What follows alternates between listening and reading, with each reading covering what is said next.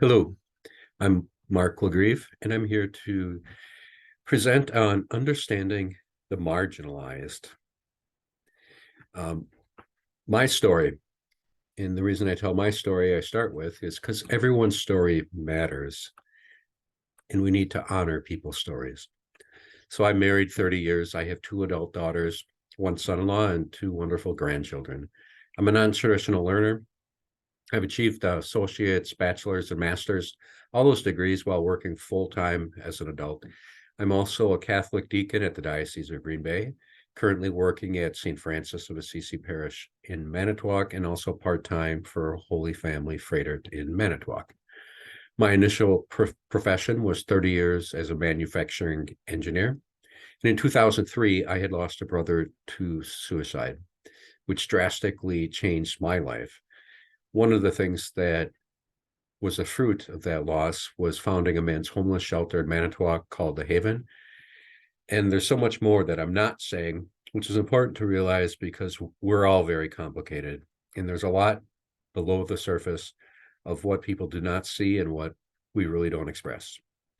So I'm currently a board member of Prevent Suicide Manitowoc, and I personally have utilized employee assistant programs multiple times for depression, anxiety, and learned helplessness. And I think it's very important to be honest and open with one another, especially when we're trying to understand one another. I'm openly working on a few unhealthy attachments. I've firsthand seen the factories in China, the poverty in the ghettos of Kingston, Jamaica, and truly just the suffering that goes on with migration and the impact at our southern border in El Paso and Juarez. I have journeyed with many families, friends, and strangers through many challenging life events. And again, much more that I'm not saying. It's complicated. When we talk about being marginalized, we can use a couple different definitions because words are confusing. First of all, there's a federal definition of what protected people are. There's also someone can be marginalized by nationality, race, gender, physical attributes, psychological attributes, many other things. Sometimes what people are marginalized, may be marginalized by, is the external or the visible, but much more so, people are marginalized by the internal or the invisible. You can be marginalized through a profession, a perceived social status, a personality type, or a culture of upbringing. How were we brought up? Another way of being marginalized is through political or religious beliefs that may leave you feeling at times that you are not fitting in with others. Being marginalized can also be someone that we see as awkward in a circumstance. It's someone who may feel awkward in a circumstance, and we might be able to agree that we can't agree who is all marginalized. And we might not know that someone is feeling marginalized.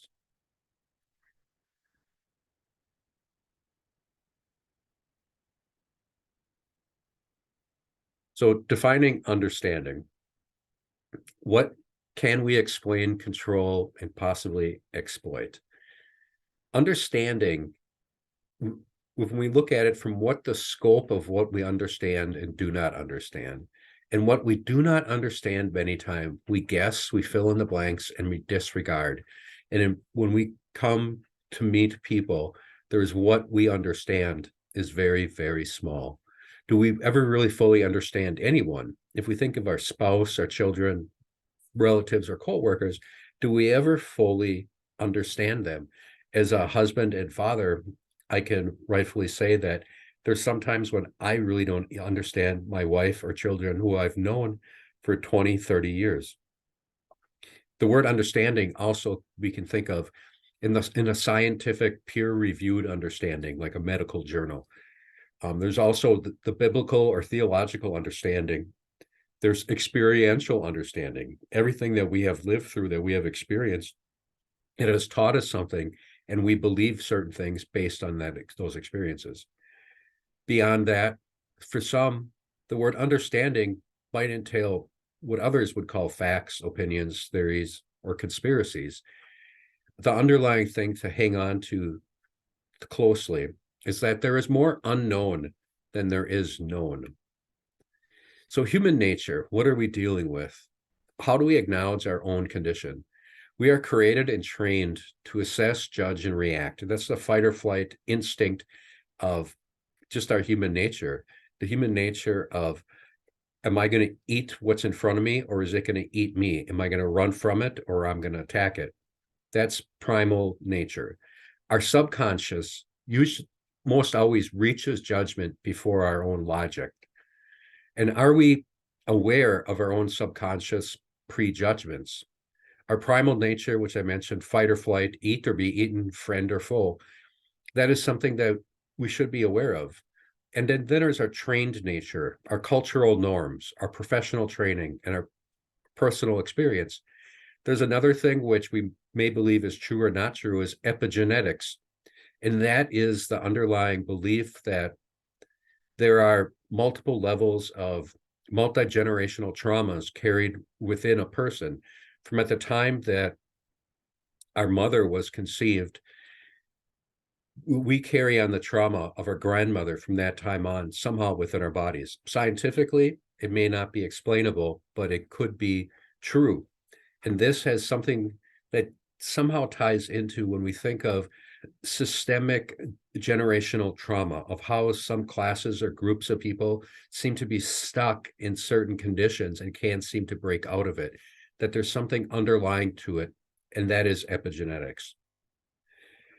And then there's boundaries for our own protection of our mind, body, and soul. We need to protect ourselves. We only can get so close to others, and we need to protect ourselves.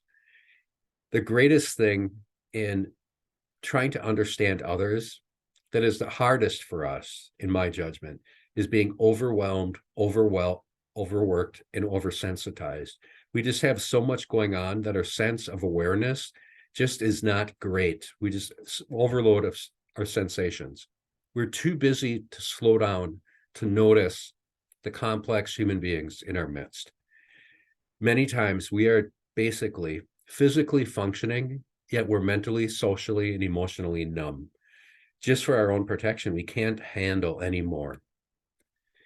There's something that I wrote for my granddaughter, and I think it's pertinent. For her first birthday, I wrote her life lessons, and it's only a few pages long. And it's basically the message of don't give up. Know that what you're experiencing now, or what we live in right now, is not our end. Things can change and will change. Believing in change, in a sense, is hope and faith. And many people just do not have that. Some people believe that change is not going to happen. But in this book, I write to her, maintaining the belief that change can and will happen is the first step. Beyond that, it's getting to believe or understand or challenge where you want to go. And then just take small steps and celebrate those mistakes as learning. Learn to adapt and recalibrate the destination. And fulfillment is truly going to be reached in using gifts and talents of others. And a fulfilling life never stops challenging. Looking back at our life, we'll see what we previously thought was impossible and insurmountable. And where this is important is when we meet people, they may have a perception of what is impossible, and they may have a belief of what is not going to happen. I'll give you examples. Do you believe that you are the richest person in your workplace? Do you believe that you can be the richest person in your workplace, your neighborhood, your state, or the world? Could you be the richest person in the world? Can you be the greatest athlete in your state, in your community? Will you ever achieve happiness? Will I ever achieve happiness? Will I ever have enough? Those questions are quite deep and profound, but we all have our level of what we believe will happen and will not happen. And something to consider is that there's many people who see what we have, and they'll say our life is unattainable to them. In the life that they live, feeling marginalized, they believe that we have something that they never will. And we all have some of those beliefs that are impossible for our own belief, and we must trust that others have that same thing. And what we see as possible for others, they may see as laughable. And we need to honor that. And we can't force upon something which they don't believe can and will happen. And the gap between impossible and possible, that is where I mentioned before, that is where hope and faith live. And without hope or faith, there is rarely going to be a sustained effort to change conditions. And this is where sometimes we'll see people who are caught in systemic issues that don't have the hope or faith to believe that it ever will change. The next thing that I'll bring up in talking about and trying to meet marginalized people is we don't want to approach them like they're broken. And we also don't want to approach them like we have all the answers and we are so smart that we know how to fix them. That's not how we encounter people. And as humans, we have to acknowledge we love to fix things. We love to fix conditions. We love to fix situations. And you love to fix people, especially in a medical profession. That's what we're here to do, is to fix people. And yet we realize there are many things we cannot fix. We need to keep in mind, no one loves being fixed by a friend or a stranger. No one loves being judged broken or marginalized. And we need to understand that not all things need fixing. Just because we see something and we think we can make it better in our interpretation doesn't mean that it's better for that person and in their hopes and dreams. What all people do need, though, is not fixing. They need love and empathy. Understanding begins with a desire to be present to another in their reality. Yet, we need to maintain boundaries for our own protection, because our attention to a person who is marginalized could very easily be misinterpreted for affection, which is not what we intend. An example I was given in how to meet people is envision that you're going to visit their house, but you have the boundary that we are only going to stay on their porch. We're going to talk to them through their screen door. We're not going to enter into their house. We're not going to enter into their life, but we're going to be present to what we can see and hear and to respond to them. The very wise person, not sure who it was, brought about the topic of know thyself. In understanding the marginalized, the first person we need to understand is understand ourselves. The more we understand ourselves, the more we're able to understand others. And the more we reassess ourselves, the greater we're able to reassess others. It's a repetitive process where we acknowledge that we're complicated, and evaluating our self nature and our habits and our perceptions can really see how we have felt marginalized in our past. That can help us empathize with others in the complicated lives that they have. Something to be careful of is stereotyping and generalizing, because people are not statistics. We see data is statistics, and with data, there comes the risk of generalizations. Stereotypes and generalizations are not a knowledge of a person, they're just data. Stereotypes and generalizations are impediments to really understanding a person. If anything, stereotypes and generalizations cloud us, and they put in preconceived thoughts that we need to challenge. And do we know our own, or do we acknowledge our own instincts to stereotype and generalize? How do we counteract this mistaken intuition? And can we separate the person from our preconceived perceptions? And can we slow down? Can we focus enough to see the essence or the soul of the person stuck in that moment and us in that moment? And certain stereotypes, once I say these words, stereotypes pop to mind. But when we come to meet a person face to face, do we see more the word, or can we see past the word in the stereotype?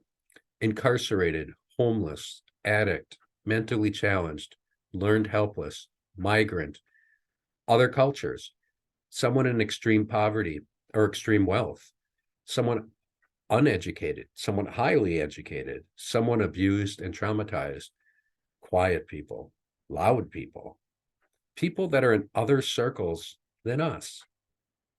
And who is in control? This is where the rubber hits the road. In going through counseling, I had a counselor ask me if I was in control of what was going on in my own brain. Was I just letting it randomly tell me things? And was I just letting some learned helplessness or some learned depression take over my life? Or was I smart enough or aware enough to challenge that? Because our brain does one or two things, either what we tell it to do or it does something random. And when our brain does something random that we don't like, do we challenge it?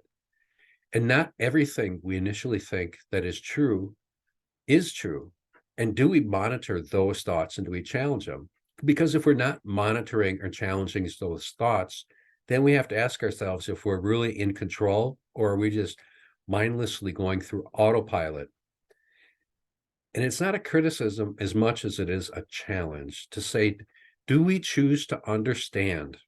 Do we choose to understand what is frustrating, complicated, or often difficult to understand? Do we acknowledge lack of understanding? And can we empathize with someone that we do not understand? Because is it our desire to empathize as people? Is it our desire to have empathy for people as they are? Or is it, do we want to understand them to fix them? Do we want to meet them where they're at?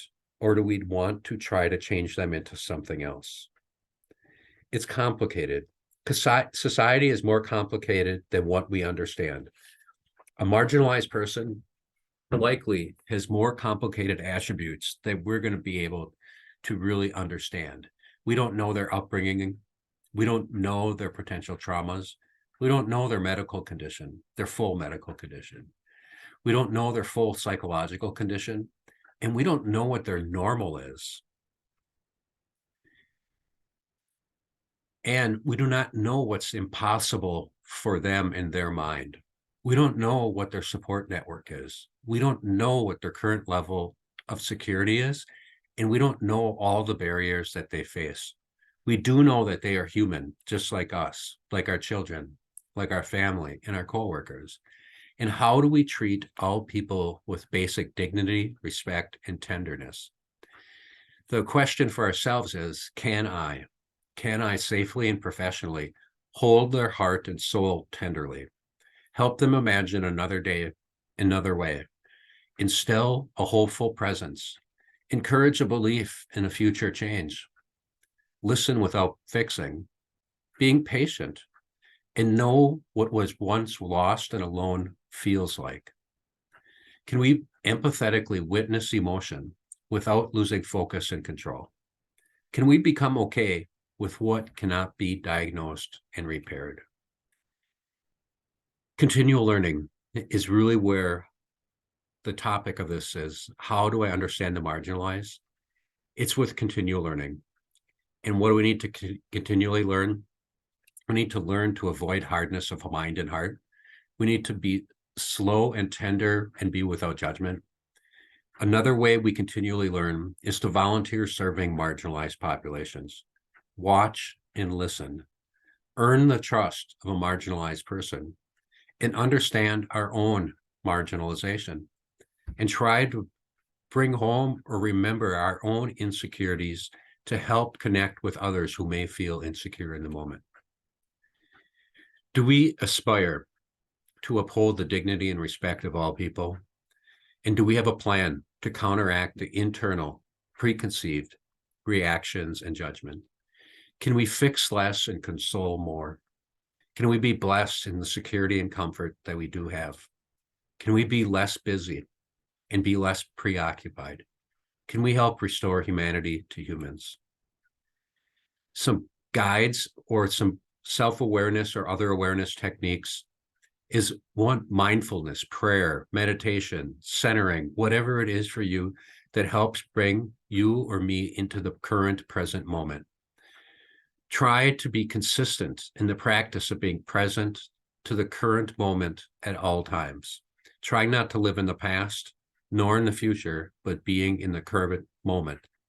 In trying to be consistent in the practice of being present to ourselves and others in all circumstances, especially those that are most traumatic and trying and frustrating.